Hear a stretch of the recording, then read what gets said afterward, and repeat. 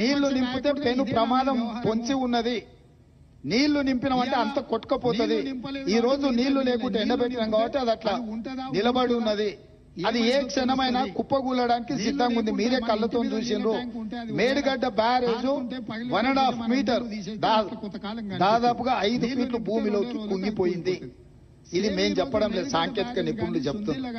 కళ్ళకు కట్టినట్టుగా పగుళ్లు కనిపిస్తున్నాయి.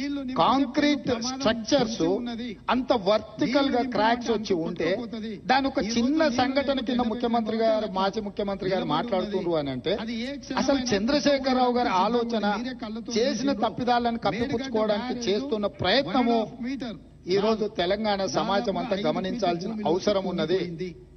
అందుకే చంద్రశేఖరరావు గారు దయచేసి రేపటి శాసనసభ సమావేశాలకు మీరు హాజరు కండి.